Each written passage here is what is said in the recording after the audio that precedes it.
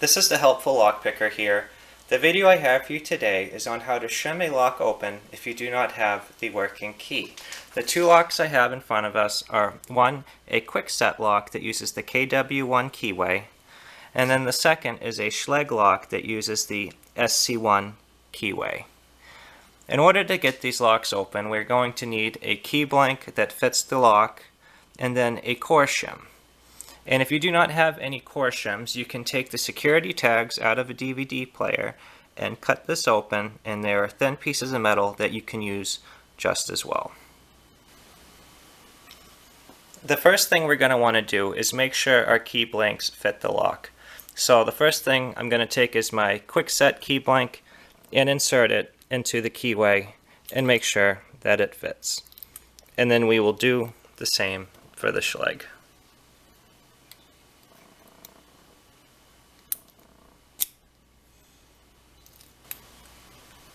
Now, I'd like to take a closer look at the Coreshim and see how thin it actually is. So I have my digital caliper here, and we will get a reading on it. About 0.019 inches. Now, let's open up the security tags from a DVD case and see how that metal compares. This metal is typically a little bit more flimsy, but it can certainly get the job done.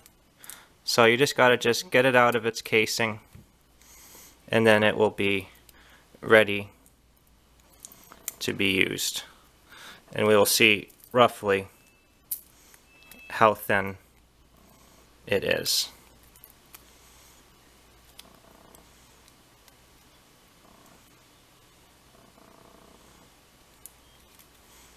Okay, we got the piece of metal out. Now,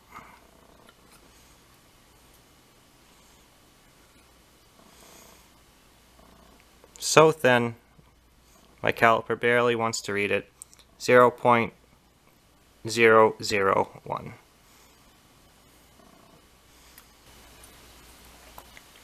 Now, with both approaches, the commercially available Koreshims that are a little bit thicker, or the ones you can get out of a DVD case, are both very effective. You only need to be more careful with these ones because they're a little bit more thin and can bend easily. They're just not as durable, but they usually last for about 1 or 2 locks. Now the next step in order to shim a lock is you got to get the back piece off. It is beyond the scope of this video to show you how to get the back piece of every lock off, because every lock's a little bit different, but it is usually self-explanatory how to do it if you just look at it. For this Kwikset one, there's a little pin that you can depress, and I took the spring out just to make it a little bit easier, and you can just take the back right off. And then on the Schlage I have here, there's some screws that you need to just unscrew, and then you can get the back right off. A lot of these you just gotta look at them. The mechanisms are pretty similar. Some locks have what's called a circlip, which is a little C-looking clip that clips on the back, and you can just push that off with a screwdriver or any clip removal tool of your choice. And that just comes right off. Now that we got the back off, the first lock I'm going to show you how to shim is this Kwikset lock. You just have to make sure you have the appropriate key blank, and then you have your shim. The first step's going to be inserting the shim into the very back of the lock. Here there's these driver pins that are pushing down into the plug here where the key pins are, and the driver pins will recess. What we're trying to do is lift all of them up and push the shim in between the key pins and the driver pins as we pull out the key blank, and that will make a gap so we'll be able to open up the lock. Now that we got the shim in the back of the lock, what we're going to do is push on it lightly with our finger and insert the key blank all the way. And as we slowly move the key blank out, the shim will start to follow. We'll do this one step at a time.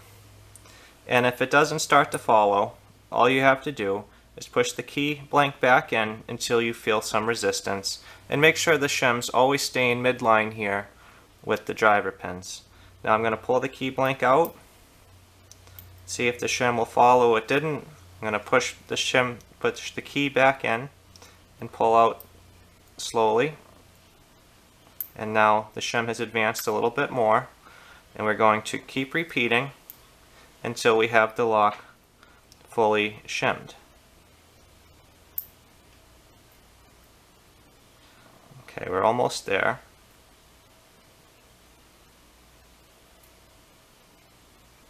Now I'm just going to make sure that the shim is nice and midline. Sometimes it can get a little bit off track when you're doing this. Just got to make sure. And now you can see that the core has turned over, so the lock is now open. The next step is going to be removing the shim out of the back of the lock. And now you need to be careful. Now that the lock is turned, there's nothing holding this core in. And you do not want to push on it because you do not want all these pins to come shooting out. So you just need to put the lock down and keep it safe for the time being. Next we're going to try shimming our Schlage lock. So what we're going to need to do, like we did before, is we're going to first start off by inserting the Coreshim into the back of the lock, and then we're going to make sure we have the appropriate key blank for the lock. Now that we got the shim in the back of the lock, we're going to insert the key blank, and we are going to shim this lock open as well. So we're just going to put light pressure on the shim and pull the key out slowly and watch the shim follow. And if it doesn't, I'm just going to push the key blank back in until I feel some resistance, and just repeat until you can get the shim to advance.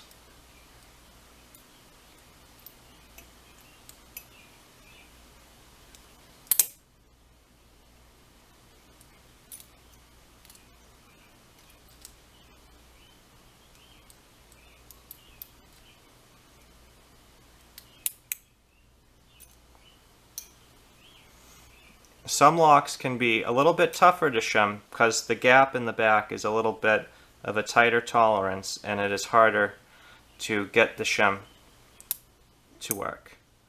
And as you can see with this shim, now I've used it twice.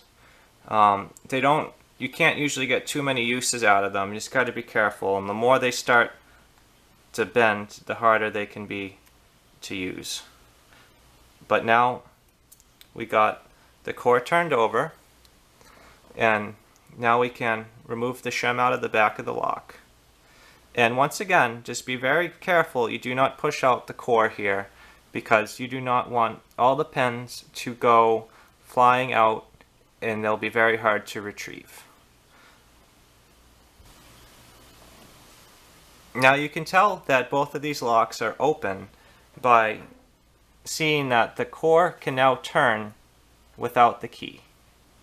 You want to be careful when you shim a lock open that you do not turn it back to the locked position, or else the lock will need to be shimmed again.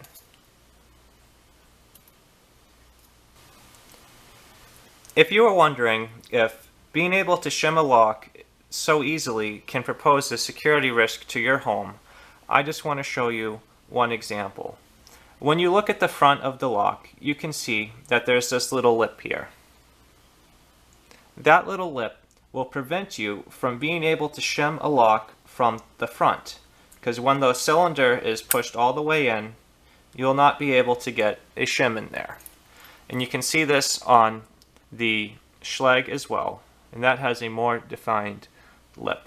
So it is highly unlikely that anyone would ever be able to shim your lock through the front, and it is a technique that is designed to work through the back in order to be able to get locks opened only by people that are authorized to be working on the lock. Finally, I'm going to lock these back up, and once they are locked, you won't be able to turn the core anymore, and in order to get them open again, you're going to need to either shim them or use the appropriate key. As a quick recap, what we did today is we shimmed open two of the most common residential locks that you can buy in the United States. This is a Kwikset lock with the KW1 keyway, and this is a Schlage lock with the SC1 keyway. In order to do this, we needed a key blank that fit the lock and a Coreshim. And I showed you, if you cannot acquire a Coreshim, you can take a security tag out of the back of a DVD box, open it up, and retrieve the thin piece of metal. These Koreshims are readily available online and can be sold to anyone, but if you cannot get them, these are a great option. The only difficult part with them is they're a little bit more thin, and you just got to be more careful, and you can usually only use them a few times before they are bent and do not want to work anymore. Thank you everyone for checking out this video. If you have any suggestions for videos you would like to see me make, please leave them in the comments below. If you'd like to see more videos like this, please subscribe, and as always, I hope you all have a great day. Thank you so much for checking this out.